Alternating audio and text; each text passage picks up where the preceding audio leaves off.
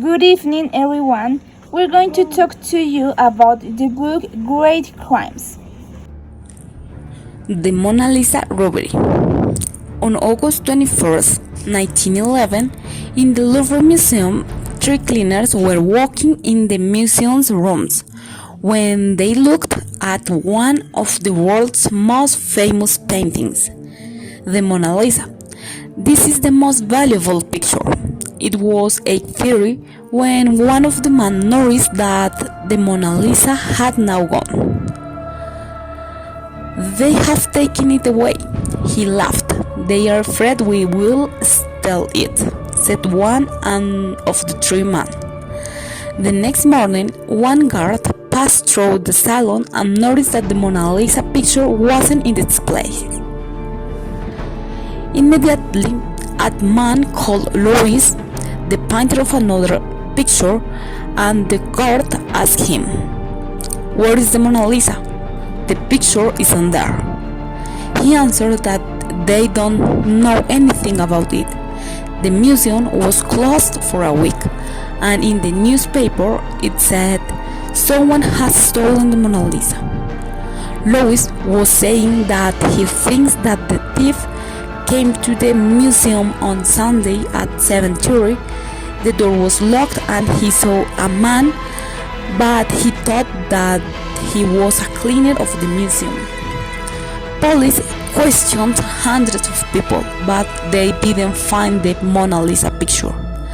Then, one morning in November, Alfredo Gary, a man who bought paintings, opened a letter in his office. The writer said that he stole the Mona Lisa during the war with France. But Gary thinks that it had been a letter from a madman. In December, a man arrived at Gary's office. He said that the Mona Lisa picture was in his hotel room. He wanted $100,000 for the picture. The man was arrested. His real name was Vincenzo.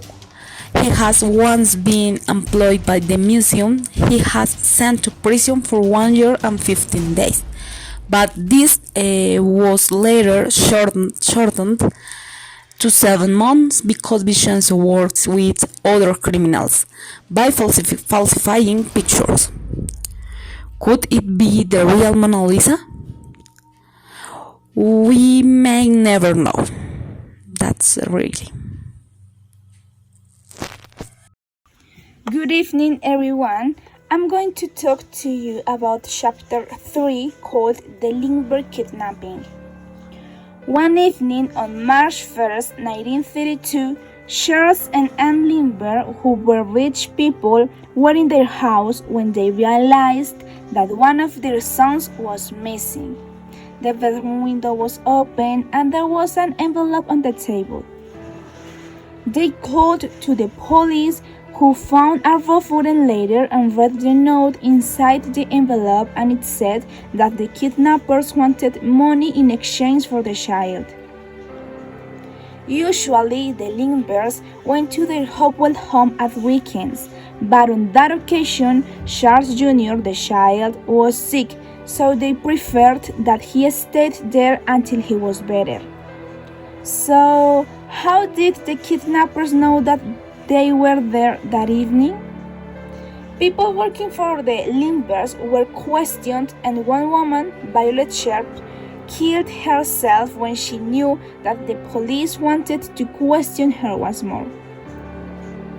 Then, the kidnappers made contact with Dr. John Condon, a teacher, who was told to take Lindbergh's money to the Woodlawn Cemetery, so he did it. Some days later, Dr. Condon gave to the kidnappers the money that they wanted, and they told Dr. Condon that the child was on a boat called Nellie. But the Lindberghs never found it. On May 12th, they found the child's body. He had died a few hours after the kidnapping. One man was called Bruno Hotman, who was a carpenter, when he was paying with the money of the kidnapping. So he said that the money belonged to a friend, but the police refused to believe him. The jury decided that Bruno was guilty, so he died in the electric chair in 1936. But how did Bruno know that Charles and his family were at the house that evening? We'll never know it.